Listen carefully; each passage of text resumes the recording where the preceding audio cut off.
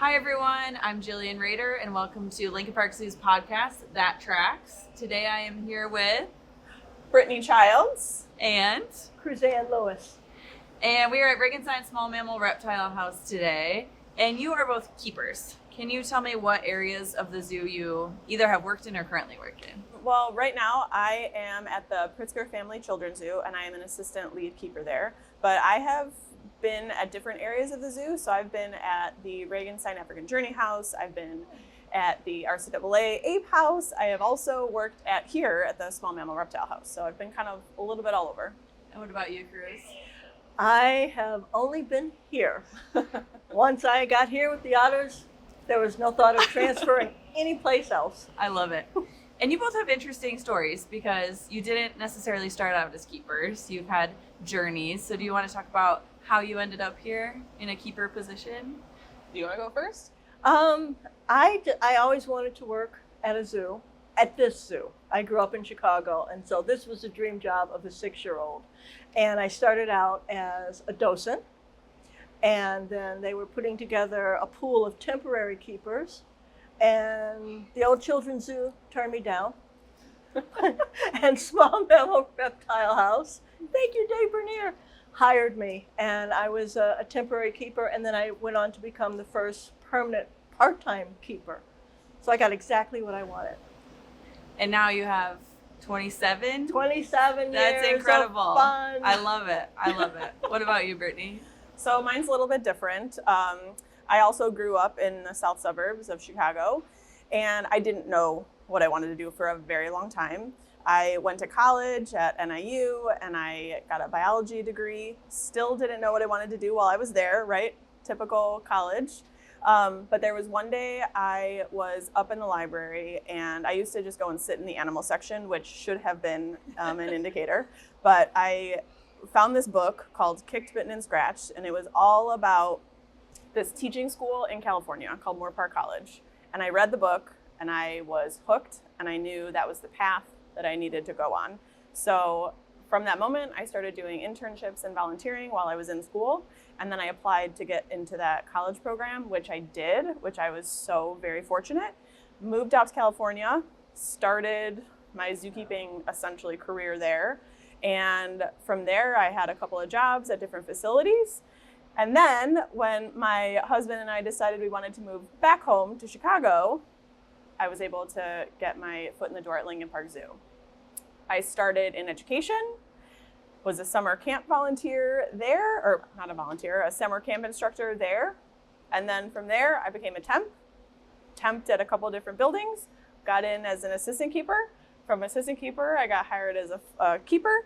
From keeper, I then moved to be an assistant lead keeper where I'm Wow, So that's a journey. Yeah. It's a journey, yeah. I like it. Cool. Which is kind of fun. That is fun. I like that you started in education too, because I Yeah. think sometimes people know from when they're really little that they want to care for animals, and sometimes people come to it later in life. We've had a lot of people switch departments or come from different zoos or areas, so Yeah. it's nice to have different journeys represented. Absolutely. And I think the education is an important part of this job, Yeah. which is lovely. It is, and that was part of being a docent.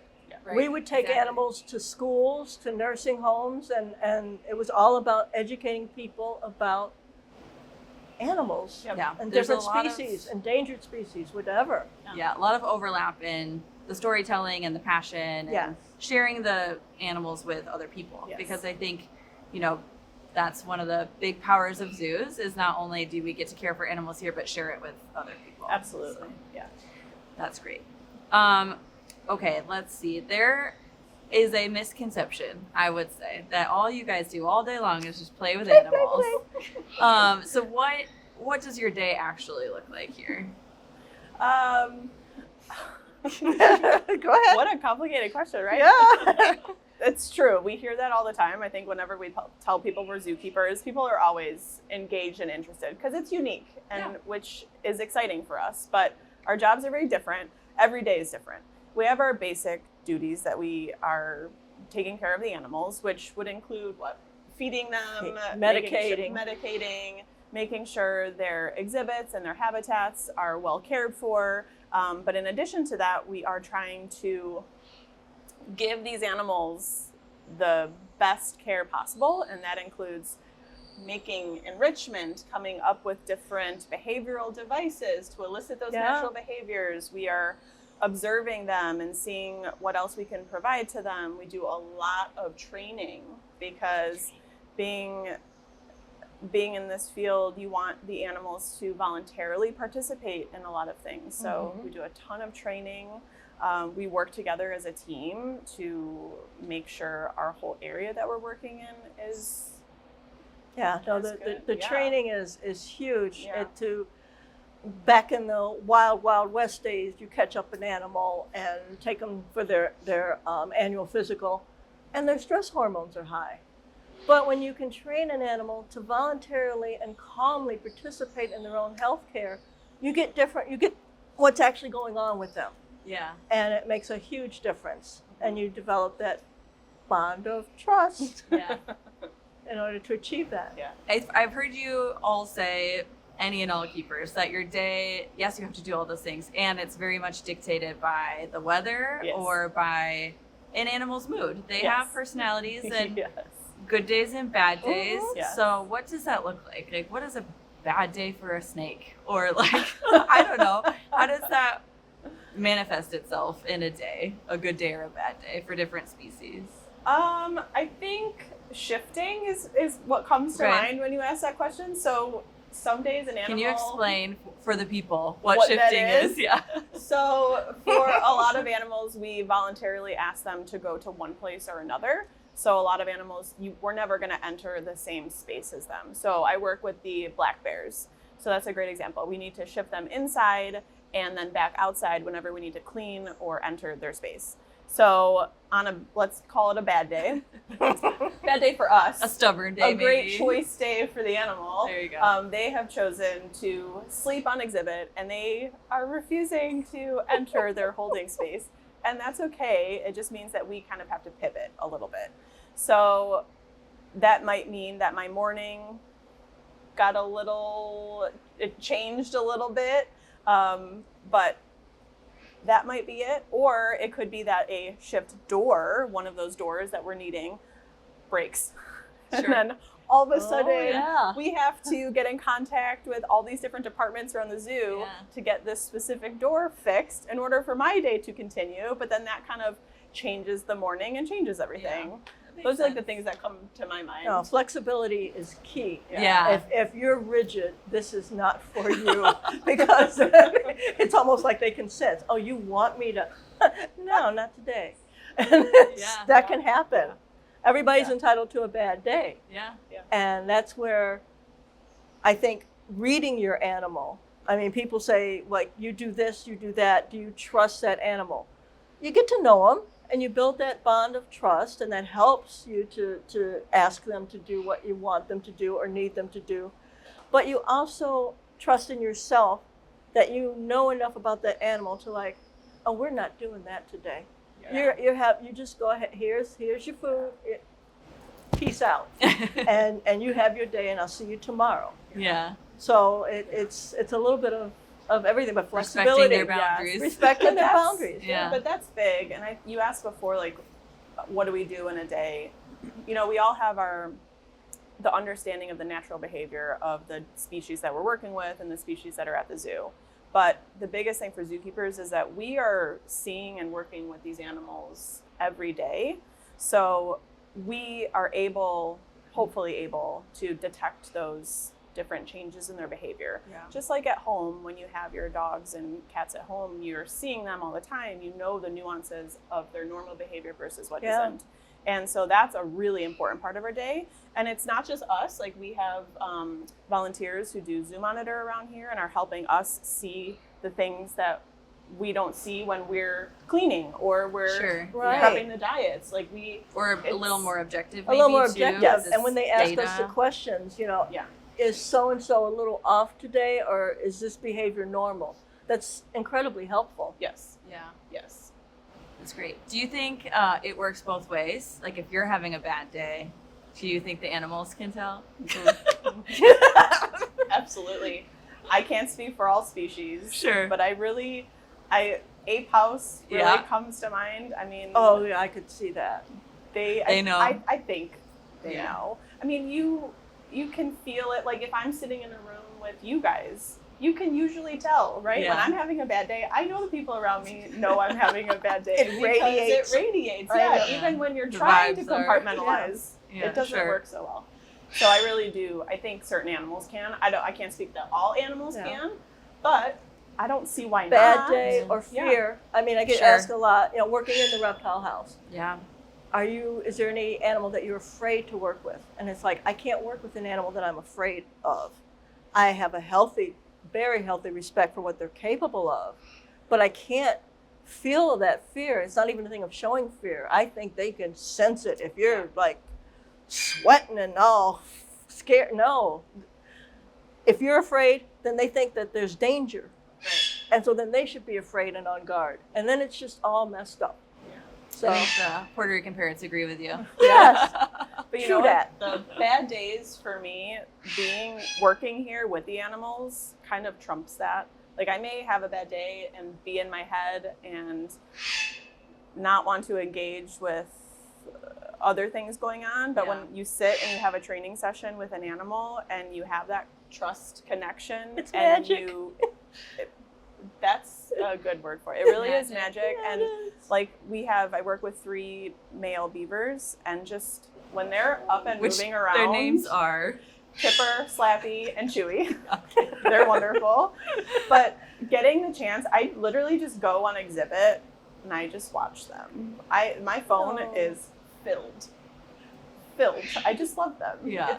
So they honestly make the bad days better. And to your point, Cruz, like you have to be fully present when you're working with the animals, Absolutely. both for their welfare and for your safety. In some Mhm. instances, you can't be distracted, No, especially when you're 'cause they working can with tell. a lion or Yeah. a venomous animal.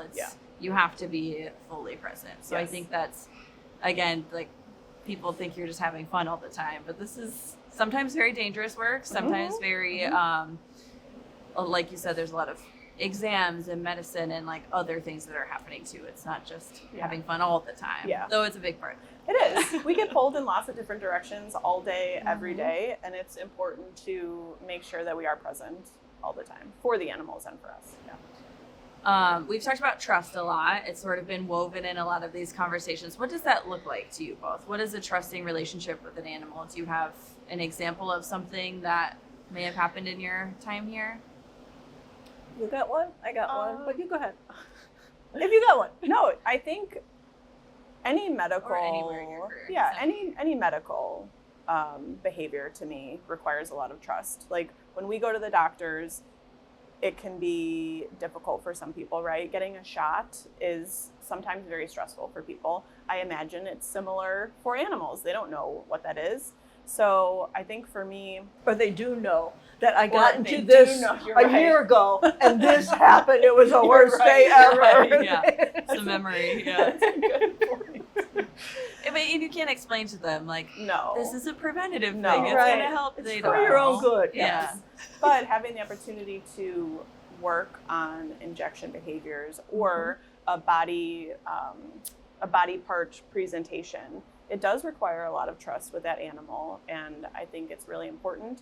I've had the opportunity to do it for a couple of different species here.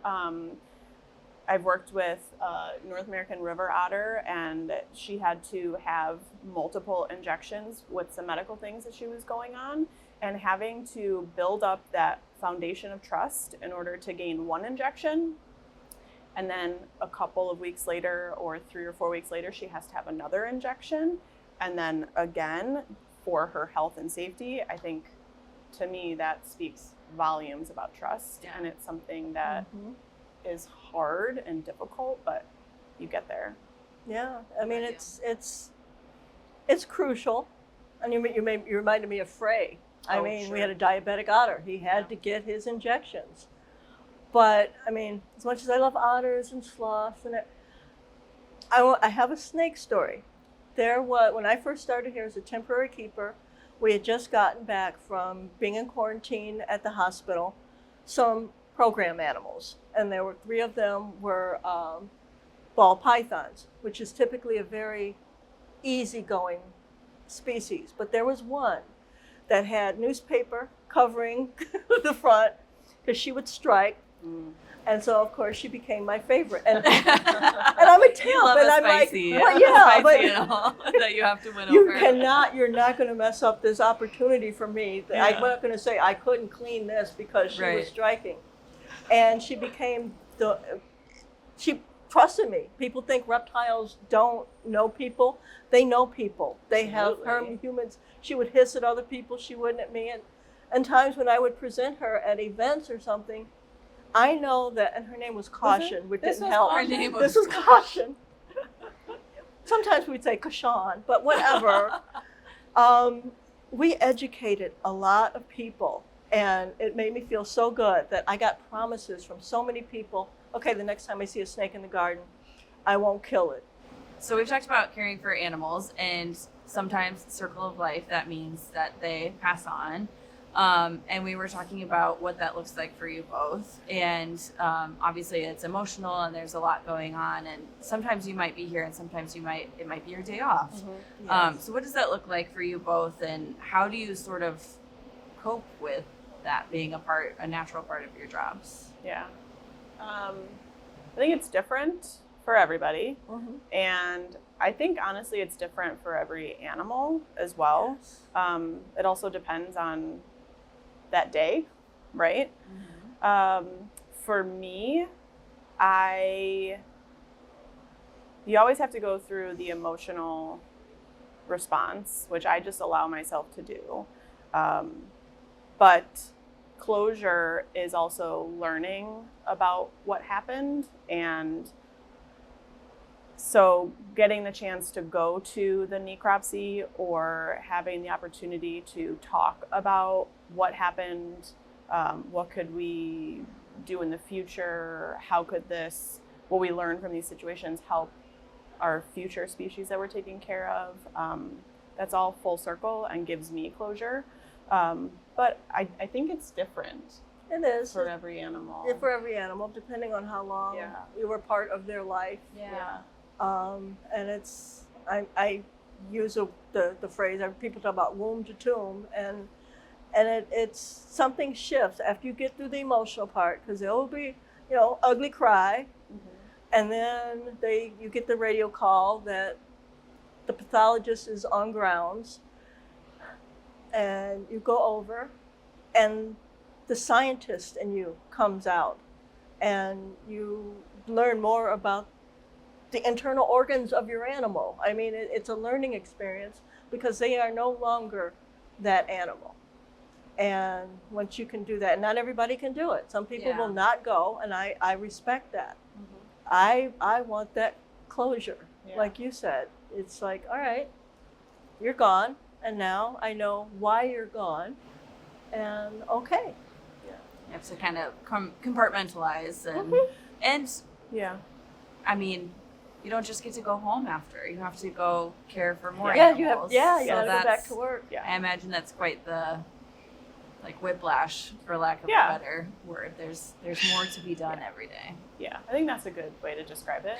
Yeah, it was. It's a lot Emotional of whiplash. It is. Although for my first otter, Sydney, it was near the end of the day, and I was so bonded. Everybody knew I was so bonded with that animal that when I walked across grounds with his empty crate, our lead keeper, Marie, had asked other people to help me on my run, to close out the run, because I was just kind of like,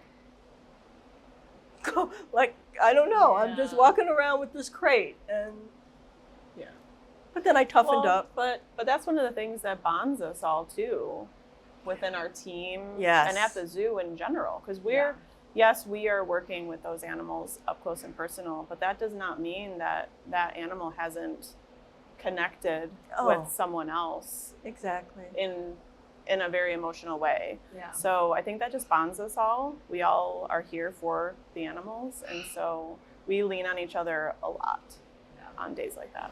And it's interesting that you mentioned that too, because even as the person who has to communicate these things, sometimes, some are tougher than others, and some are more emotional and harder to write, or some I can write the personalities down because I know them, and some I have to ask. And so it is just very interesting. Yeah. I was devastated that I wasn't here the day that Caution died. Yeah. And people would go like, it's a snake. Okay, never mind. You didn't get it. You That's don't okay. get it. Yeah. Yeah. It doesn't matter. You find yourself bonded in different ways to different animals. Yeah. That you would never That- expect to. Yes, it surprised you. Yes. Right? Yes. There's something, and you're like, whoa, I am really drawn to you for some reason. Exactly. Yeah. I mean, I cried when I came upon Pontu, Yeah. our first Yeah. stingray. And I was the one who found him in the pool. And it was like, we hadn't, it Doesn't matter. was a surprise that I because felt we put that so way. much time, Put so and much passion time into it. Yeah. That makes sense.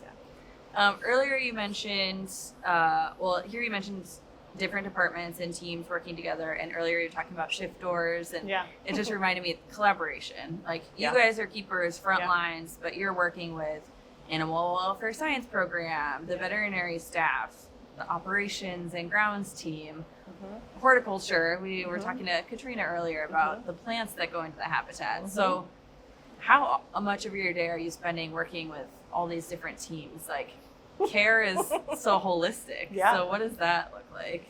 Well, it depends on the day, of Sure. course. Yeah. Being part-time, I'm here set days, and if something doesn't happen that day, then I'm not a part of it. But not having to work with horticulture, getting to work with horticulture has been wonderful. Mhm. As far as the browse that we get, as far as, what gets placed into the exhibit. When they give the otters beautiful little bamboo trees Oh or yeah. whatever. Yeah. And they know that it's going to last maybe a half an hour. Yeah. And so I'll take a video for them, and they get to see the two demons like tear it up and shred them all up. Yeah. But it's My opinion is our days would not function no, without No. anybody else. no. The engineers. Yes, we big have one. the Water nutrition quality. center Yeah. is delivering our food to feed to the animals. In some areas, they're cutting up the food to feed Yeah. the animals. If something breaks, we have to contact facilities or engineering. We have to call horticulture. We do chats with education. Like, our days don't function without the web of everybody else. It takes a village. Hands down. Yeah. It literally takes a village. Yeah. I love that. I think that makes perfect sense, but you just, until you think about it, Yes. Yeah. you're not, like, that's not top of mind because you No, just, you're a you know, zookeeper. see- You Yes. go in, you do Yes. everything, or when you're done playing with the animals, of course. Do both of you have sort of that one impactful animal or story or sort of validating relationship where you're like, this is what I meant to do? Oh, that's a really good That's question. a, Right now, my heart belongs to this old monkey named Petrie. He's 27, and he likes certain people. He doesn't like certain people. He he's can a be- sake monkey? Yes, Uh-huh, he is spicy. He is Yes, he is. contrary. He is whatever you want to call him. And when we took him from a crate, a plexiglass crate that he would go into voluntarily for his annual physical, and now we wanted to shift him into a squeeze so he could be injected, which is better for him at this age. And nobody could get him in. And I was like, come on, before it gets up to when the exam is, I got to get you in. And he's got my heart. He goes in, he turns around, and he sits down in front of me with these little knobby knees. And I'm like, I love you so much. You are such a little demon sometimes, but I love you so much. And Yeah. and He's special. he is Petrie is special. He will You get- fluff up and Oh yeah. it's like, Swat you on the head. yeah, oh yeah. Like, what? Shake Where's the my branch. grape? He'll shake the branch. He's special. You know, he's just communicating. He is, He's telling he you how is. he feels. Yeah, absolutely. He makes you work for it, which those are the animals that I love. Well, yeah. Yeah. Who doesn't love the bad That's boy? why I'm a cat Okay, person. What is, this is a bit of a tangent, but just speaking of the ways animals communicate, there's like the physical, like shaking the branch or whatever, different chirps. What is your favorite way an animal has communicated with you? It could be good or bad or positive No, or I- negative. But Katai. Yeah. The black bear. I have to talk about Katai. Okay. He is so special. He really makes you work for your training sessions. So we're obviously not going to the same space with him, right? So there's mesh between us, and I was working on a side behavior with him, and then I'm currently working on getting him to touch a laser, to his nose to a laser pointer. Oh, cool. This bear, he decides when he wants to do anything, and you don't think that they can have expressions, but sometimes when you're asking for behaviors, he literally cocks an eyebrow and looks at you like, absolutely not, Brittany. I'll sit. You want me to do my side? I'll lay down. Yeah. I'll open my mouth. I'm not going to do that behavior. And he really, there's something in his demeanor. He's like, not today. Not today. And I'm like, okay, That's funny. cool. Guess we're veering. Little brown bear eyebrows, or not brown, or black bear Yeah. eyebrows. Oh my Oh, gosh. that's That's kind adorable. of funny. He makes you work for it. And then the other black bear, Birch, he's like, what do you want me to do? Should I open my mouth? Should I lay down? Should I do He's a this? people pleaser. Can I Just just offer offer up up behaviors? behaviors? Yeah. But Katai is like, look, no, this is That's my cool. session. Yeah. I dictate what's happening. I think that's a great example too of just different personalities. Yeah. Just because it's a bear Yeah. doesn't mean you get X, Y, or Z, right? It's No. Yeah. it just depends on the Uh-huh. personality. Absolutely. When you talk about communication, 27 years of working with animals, I seem to sometimes involuntarily vocalize. I have had people say, like, did you just growl at me? And I'm like, oh, I'm so sorry.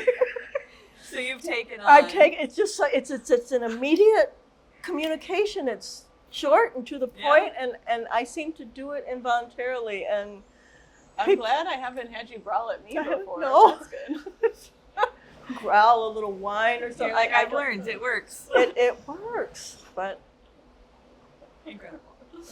Okay, working at Lincoln Park Zoo, especially being a zookeeper, I think that's sort of what they remember about you, right? It's like, that's my friend Brittany, she's a zookeeper. Yes, Or like, yeah. that's my sister That's my Cruz, label. she's a zookeeper. And I think that is true for all of us that work here. But you both have very busy, fulfilling lives outside of this place. Mhm. What do you do for fun, or what brings you joy when you're not here at the zoo? You go ahead. You're fun. I cosplay, do Harry Potter cosplay. I am the evil, wicked, crazy woman, Bellatrix.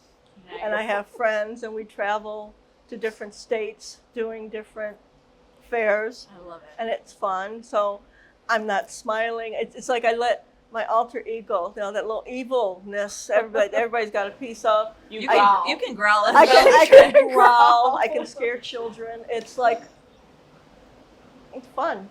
That's incredible. Very different than Very different, yeah. And I go to powwows, and then I have a nutrition business that gives me the energy to do all of this. There you go. Yeah. What about you? There you go. I like to be outside, and my brain is always going a million times a minute, and I'm sure there's lots of people who can understand that. But going outside on hikes, going kayaking, and then working in a garden. Those are like the three things that I can have a moment of peace. So I really try to seek those out. I recently bought a kayak for myself, so I'm very excited. Nice. So I've been going up and Yay. down the Des Plaines River in search of beavers. I have lots of photos of beaver Work lodges. and play intertwined. Yeah.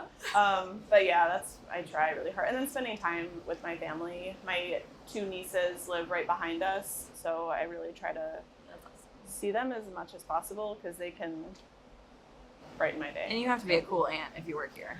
I mean, I try. Yeah.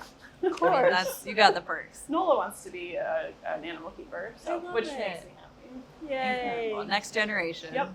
Pass the baton. Well, thank you so much for both of you for coming today and sharing your expertise and your wisdom and teaching us all about trust in the animals in your care. Thank you. Thank you. This was fun. Of course. And we'll see you all next time.